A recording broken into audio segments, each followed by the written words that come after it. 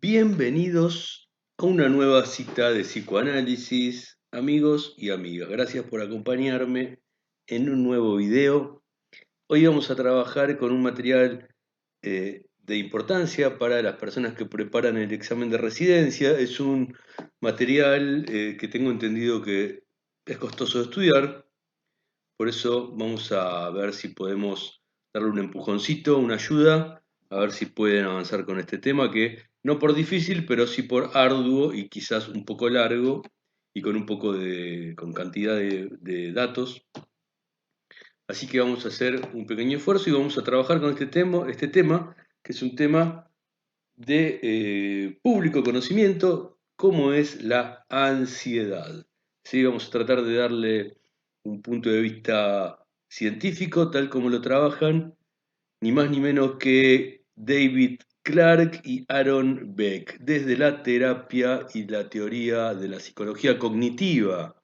¿Sí? Si bien es un canal de psicoanálisis, ustedes saben que también hacemos pie en la psicología y en la salud mental. En este caso, vamos a trabajar en función del estudio del examen de residencia. Por supuesto que el clínico de la salud mental siempre se encuentra con cuadros de ansiedad y es conveniente, cualquiera sea su orientación teórica, que esté al tanto de estos desarrollos, ¿sí? Así que vamos una vez más a la presentación inservible del programa, porque no sé para qué sirve, como les decía en el video anterior, pero es linda, queda linda, así que vamos a verla.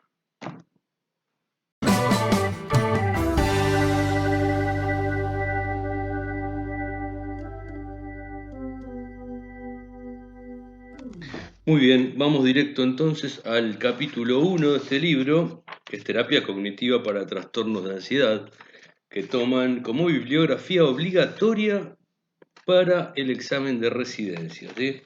Vamos a trabajar con el capítulo 1, que se llama Ansiedad, una condición común pero multifacética, ¿sí? Ahí vamos a ir revisando cómo plantea Beck y Clark las distintas formas de comprender la ansiedad.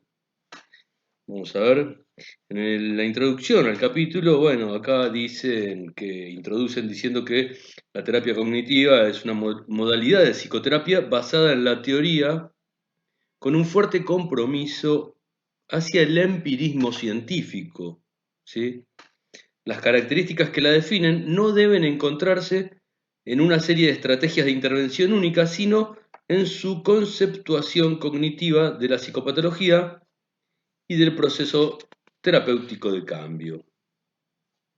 De este modo, la articulación del modelo cognitivo, así como la derivación de hipótesis demostrables y su evaluación empírica, son básicos para determinar su validez de constructo. Sigue esta la introducción, donde, bueno, los autores plantean el fuerte compromiso con el empirismo científico, ¿sí? Tengo un video que les voy a dejar para que vean, acá, allá, un video para que vean sobre la diferencia entre el psicoanálisis y las terapias basadas en evidencia. Tal les interese, se los dejo acá para que lo vean.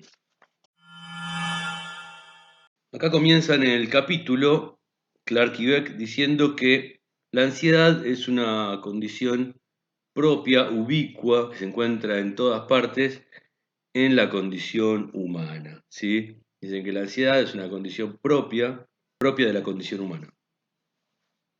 Y dice que en la actualidad, quizás como nunca antes en el pasado, los sucesos provocados por desastres naturales, actos delictivos muy crueles, violencia o terrorismo, crearon un clima social de miedo y ansiedad en muchos países, dice, ¿no? Alrededor del planeta. Dicen los autores que los desastres naturales, como los terremotos, huracanes, tsunamis y demás, tienen un importante impacto negativo sobre la salud mental de las poblaciones afectadas, que generan síntomas de ansiedad y de estrés postraumático, ¿sí? Los desastres naturales y los desastres humanos, como los que nombramos al principio, quizá las guerras, los actos terroristas o los actos delictivos graves, producen síntomas de ansiedad y estrés postraumático, ¿no? Dice, y sobre todo durante las semanas inmediatamente posteriores al desastre del que se trate. Dice que los niveles elevados de ansiedad y otros síntomas postraumáticos se presentan en su máximo esplendor durante las primeras semanas posteriores al acto terrorista, a la guerra o al acto de violencia del que se trate, ¿no? Dice acá que un estudio sobre la tragedia nacional del 11 de septiembre en Estados Unidos comprobó que 5 meses después de los actos terroristas, el 30% de los estadounidenses manifestaban dificultades para dormir, el 27% se sentía nervioso o tenso y el 17% manifestaba preocuparse mucho por futuros ataques terroristas. Fíjense cómo esto impacta directamente en la salud mental de la población, produciendo un estado de alerta y de ansiedad. De hecho, el miedo, dicen los autores, la ansiedad y la preocupación en sí mismas, digamos, no son dominio exclusivo de los desastres naturales o los actos de estas magnitudes, como los actos terroristas o las guerras y demás, ¿no? Eh, en la mayoría de los casos, la ansiedad se desarrolla en el contexto de presiones, demandas y estreses fluctuantes de la vida cotidiana, ¿sí? De hecho, dice acá Beck y Clark que los trastornos de ansiedad son el principal problema de salud mental en Estados Unidos. Entre el 12 y el 19% de los pacientes de atención primaria satisfacen criterios de un trastorno de ansiedad en Estados Unidos. Es interesante, ¿no? Habría que ver qué sucede en Estados Unidos, que hay tantas personas que satisfacen los criterios de un trastorno de ansiedad. Pero bueno, sigamos adelante. Dice que los antidepresivos y los estabilizantes del estado de ánimo son el tercer tipo de farmacoterapia más prescripta con ventas globales durante el año 2003, con 19,5 billones de dólares en ese año. 19,5 billones. De igual modo, son millones las personas del mundo entero que luchan diariamente contra la ansiedad clínica y sus síntomas. Muy bien. Entonces, en este capítulo que vamos a trabajar, los autores dicen que se presenta, vamos a trabajar una revisión, diagnóstico, características clínicas y perspectiva teórica de los trastornos de ansiedad. Vamos a comenzar entonces por examinar los rasgos propios de la definición y la distinción entre miedo y ansiedad, que es muy importante poder distinguirlo y que no es un tema sencillo. Digamos, hay toda una discusión al respecto, o la había. Luego vamos a considerar el diagnóstico de los trastornos de ansiedad, prestando atención al problema de la comorbilidad, especialmente con la depresión, ¿no? Y los trastornos por abuso de sustancias, ¿no? Parece ser que la ansiedad tiene alta comorbilidad con estos trastornos. Hablamos de trastornos en los términos del DSM, ¿no? Y luego una breve revisión epidemiológica, curso y consecuencia de la ansiedad. Vamos a ver si cumplimos con estos objetivos en este video y vamos a trabajarlo ahora mismo, ¿sí? Vamos para allá. Vamos a comenzar entonces con la diferencia entre ansiedad y miedo.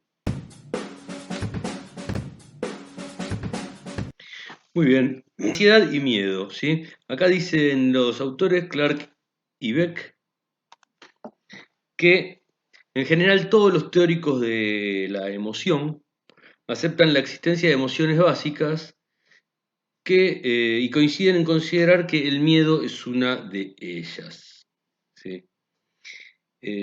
Parece ser que como parte de nuestra naturaleza emocional, dicen, el miedo se produce como una respuesta adaptativa sana a una amenaza percibida o peligro, ¿sí?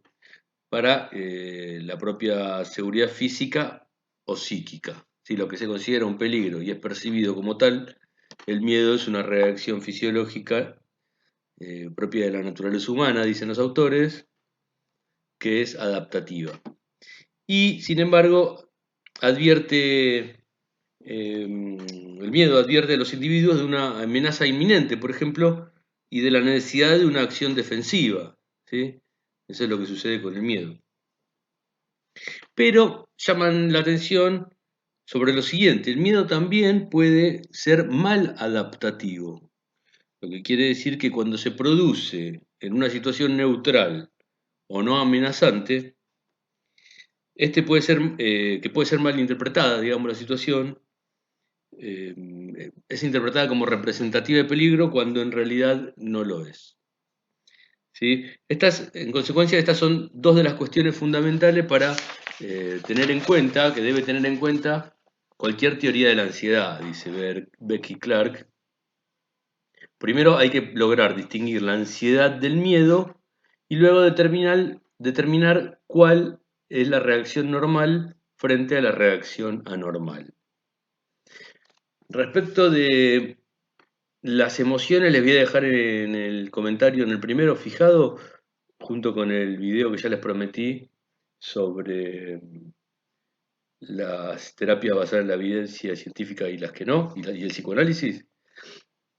Les voy a dejar un video que hice sobre las emociones desde el punto de vista del análisis de discurso, que plantea una alternativa a la concepción que utiliza Beck y Clark para pensar las emociones. Dice que las emociones coinciden, todos los teóricos de las emociones. Bueno, el análisis de discurso plantea un punto de vista divergente, específicamente el análisis de discurso de la escuela francesa. Bueno, se lo dejo en la descripción para que lo vean y seguimos con la definición de miedo y ansiedad, entonces.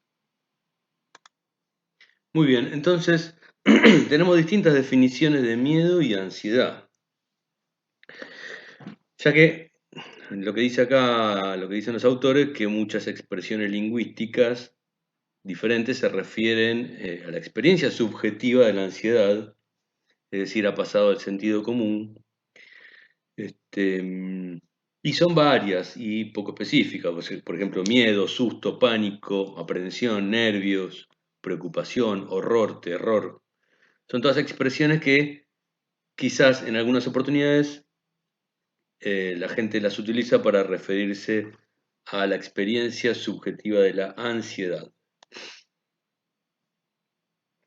Por lo tanto, digamos, esto genera cierta confusión e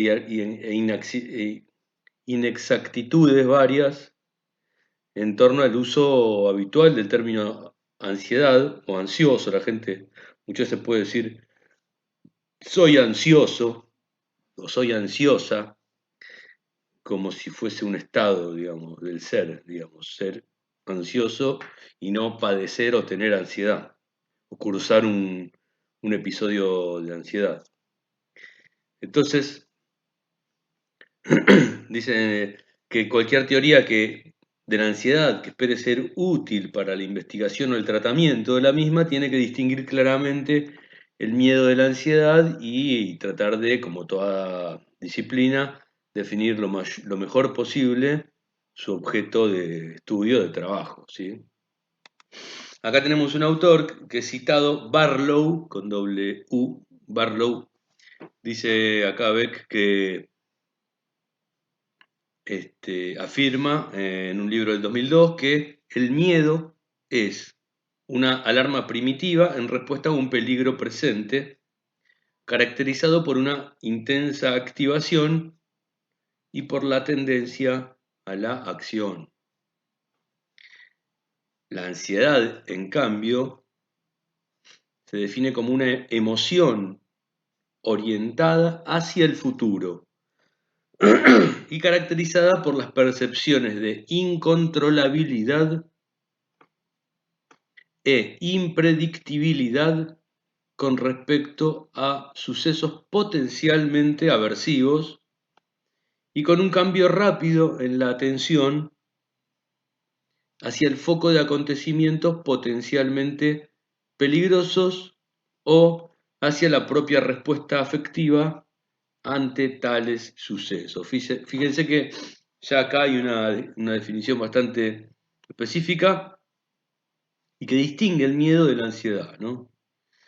El miedo, entonces, para Barlow es una alarma primitiva en respuesta a un peligro presente, y la ansiedad, por el contrario, es una emoción orientada hacia el futuro y que se caracteriza por sentimientos de incontrolabilidad e impredictibilidad con respecto a sucesos o sea que no sucedieron todavía, potencialmente aversivos, y que contiene además un cambio en el foco atencional, es como un cambio en la atención, ya sea sobre la atención sobre estos hechos que todavía no sucedieron o sobre la propia respuesta afectiva ante tales sucesos. Podemos suponer que hay una interacción entre el foco de atención frente a los sucesos potencialmente aversivos y la atención puesta sobre la respuesta propia, la respuesta emocional propia ante dichos sucesos.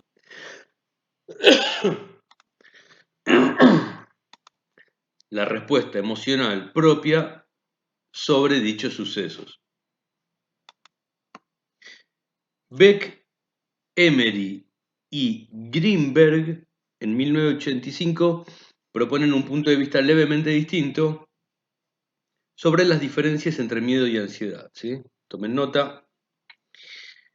Estos autores definían el miedo como el proceso cognitivo que conllevaba la valoración de que existe un peligro real o potencial en una situación determinada. ¿Sí?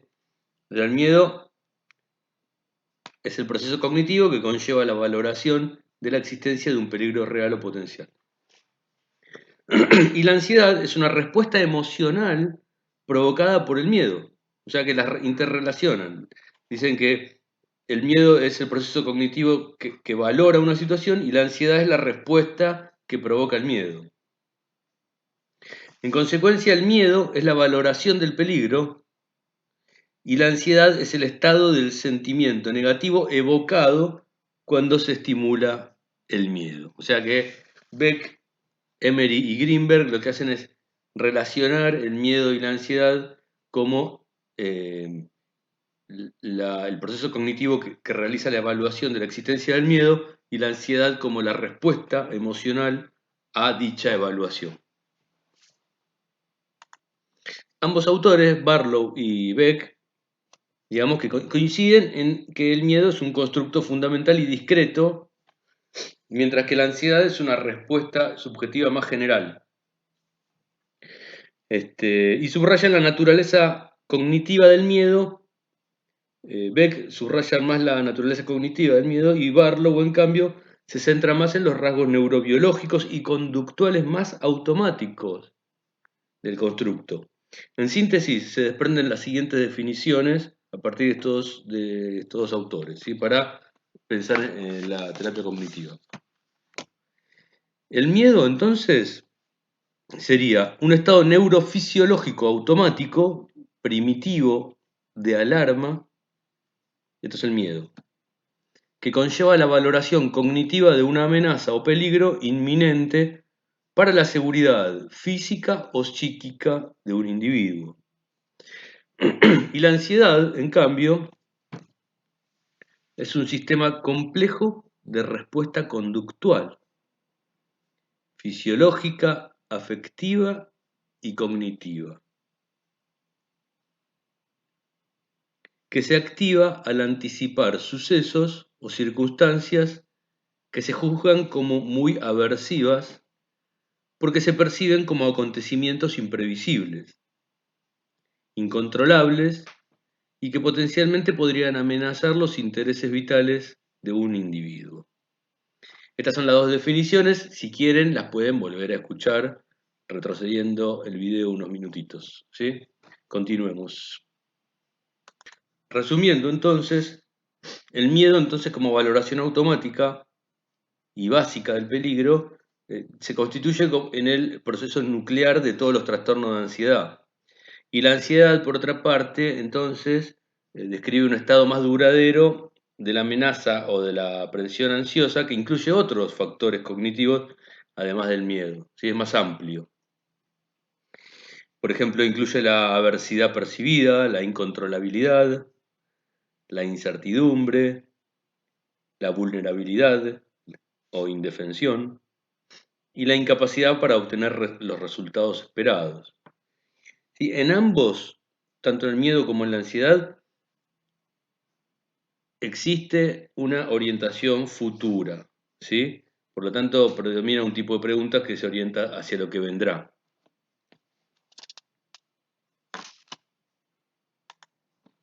Ya que el miedo y la ansiedad en distintos niveles podemos decir que fueron experimentados por casi todas las personas en algún momento de su vida, porque el miedo eh, es una función adaptativa, cumple una función adaptativa en el ser humano. eh, es importante poder distinguir cuándo se dan en forma normal y anormal, dicen estos autores, tanto el miedo como la ansiedad. Vamos a ver 5 criterios que pueden ser usados para distinguir entonces los estados anormales de miedo y de ansiedad. Vamos a ver cuáles son los 5 criterios que proponen para considerar lo normal y lo anormal en cuanto a la experimentación de miedo y ansiedad. Cuándo está dentro de lo esperable y cuándo no.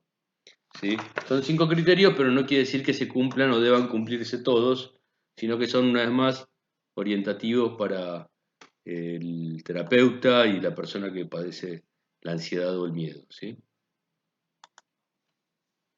El punto 1, el criterio número 1, es una cognición disfuncional, ¿sí?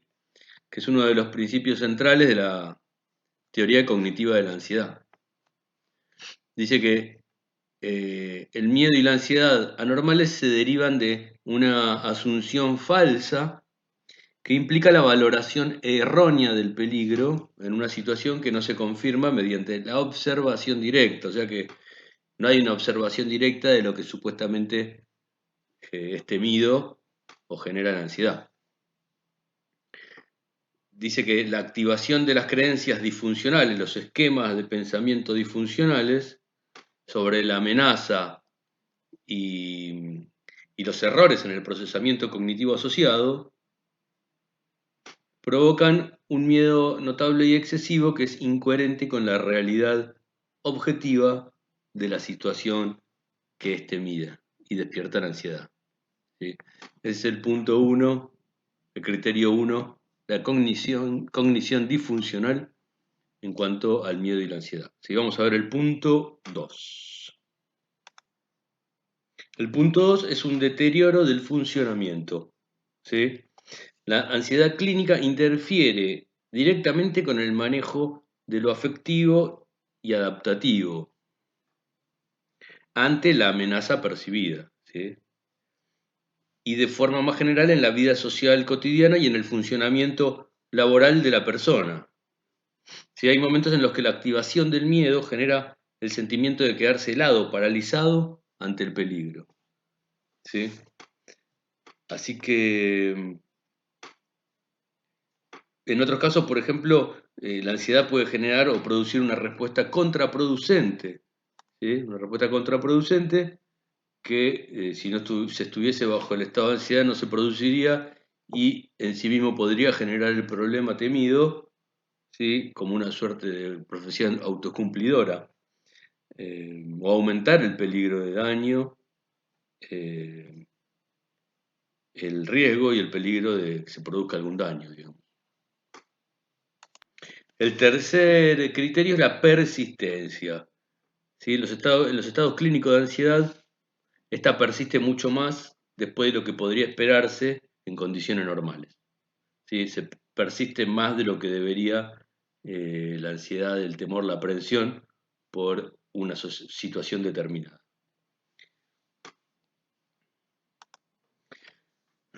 El cuarto son las falsas alarmas. ¿Sí? En los trastornos de ansiedad a menudo se observan falsas alarmas. Barlow las define como miedo o pánico visible que ocurre en ausencia de un estímulo amenazante aprendido o no. Es decir, una crisis de angustia espontánea sin estímulo que lo provoque constituye uno de los mejores ejemplos de una falsa alarma, dice este autor. ¿Sí? Hipersensibilidad a los estímulos es el quinto de los criterios y hace referencia al miedo como respuesta aversiva provocada por un estímulo, ¿sí? Hacia una señal externa o interna que se percibe como amenaza potencial, ¿sí? Bueno, el título ya lo explica bien: hipersensibilidad a los estímulos ansiógenos en este caso, y en forma predominante. Bueno, vamos a pasar ahora al apartado de la ansiedad y el problema de la comorbilidad, ¿sí? Que tiene que ver con los trastornos asociados al trastorno de ansiedad. Sí, dicen acá Beck y Clark que la mayoría de las teorías y de las investigaciones sobre la ansiedad reconoce actualmente que existen diferentes subtipos de ansiedad que se agrupan bajo el denominador de trastornos de ansiedad, que son los descritos en el DSM-4, ¿verdad? Incluso aunque, y 5 también, incluso aunque estos trastornos más específicos compartan algunas características comunes, como la activación del miedo, a fin de detectar y evitar la amenaza. Bueno, básicamente dicen que trabajan un problema con el cual ya se topó Freud en 1900 y pico, digo, de la comorbilidad de los cuadros, ¿no? La dificultad para dar cuenta de un cuadro diagnóstico en forma completa.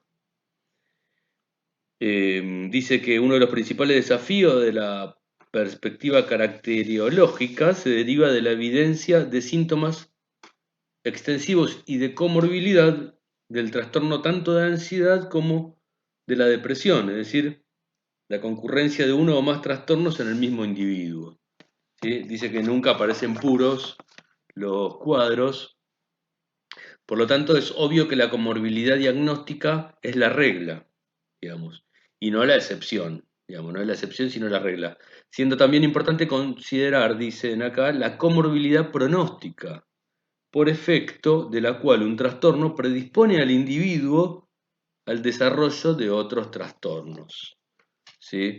Por supuesto que esta es la descripción de una situación eh, momentánea, quizás, y no es una definición acabada de un cuadro, ningún trastorno del DCM. Si bien pueden servir para dar cuenta de los aspectos centrales de un cuadro, en general aparecen este tipo de comorbilidades. Dice que acá hay 5 trastornos de ansiedad claves, entre los cuales se producen comorbilidad, y son los siguientes. El primero es la crisis de angustia con o sin agorafobia. El segundo, trastornos de ansiedad generalizado. El tercero, la fobia social. El cuarto, los trastornos obsesivo-compulsivos. Y por último, el trastorno por estrés postraumático, ¿sí? En numerosos estados clínicos se han encontrado altos índices de comorbilidad diagnóstica entre los trastornos de ansiedad. Los individuos con un trastorno de ansiedad, en consecuencia, son más propensos a padecer como mínimo uno o más trastornos adicionales de los que podrían esperarse al azar.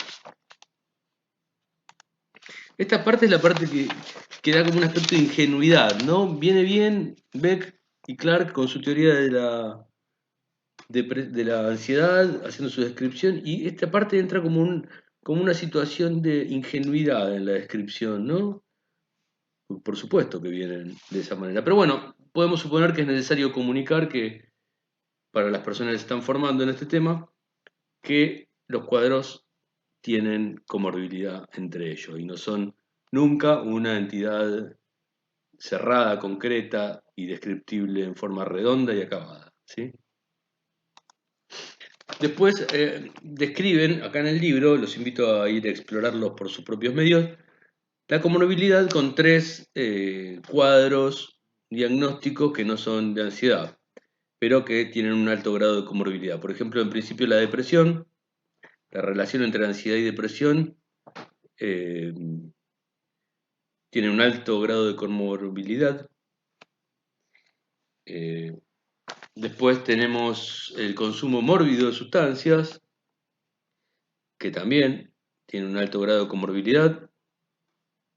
Especialmente el consumo de alcohol, que constituye otras categorías de condiciones que a menudo se aprecian en los trastornos de ansiedad, lo que, bueno, se puede pensar que aparece como una forma de tratar de calmar las crisis de ansiedad y de depresión.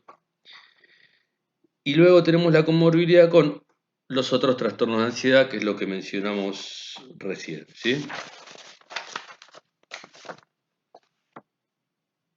Es interesante porque hay veces que aparece en primer plano un cuadro de alcohol, de consumo de alcohol, pero en la base hay una depresión o un cuadro de ansiedad cronificado.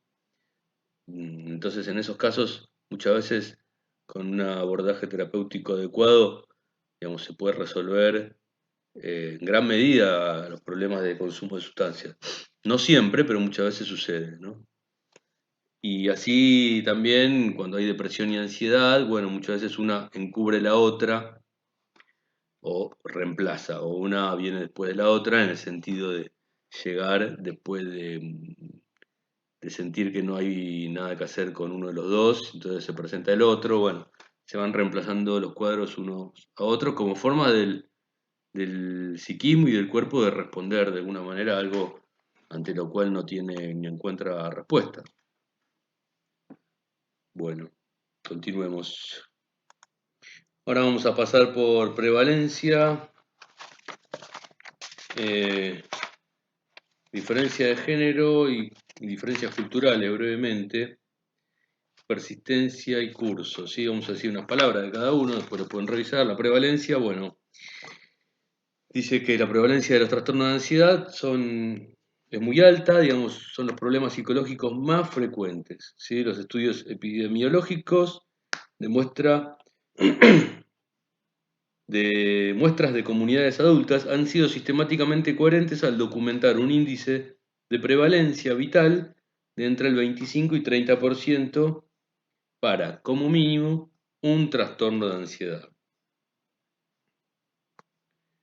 Así que bueno, tiene una alta prevalencia, dice algunas cosas más, pero las pueden ir a chequear ustedes con términos estadísticos. En cuanto a la diferencia de género, siguen como el formato del DSM. El DSM en cada trastorno dice estas cosas, ¿no? La diferencia de género dice que las mujeres muestran una incidencia mayor que los hombres en la mayoría de los trastornos de ansiedad, ¿eh? Con la excepción del TOC, en el que los índices son iguales. Bueno, luego dice que bueno, las diferencias culturales, el miedo y la ansiedad existen en todas las culturas, pero su experiencia subjetiva se ve modelada por factores específicos de cada cultura.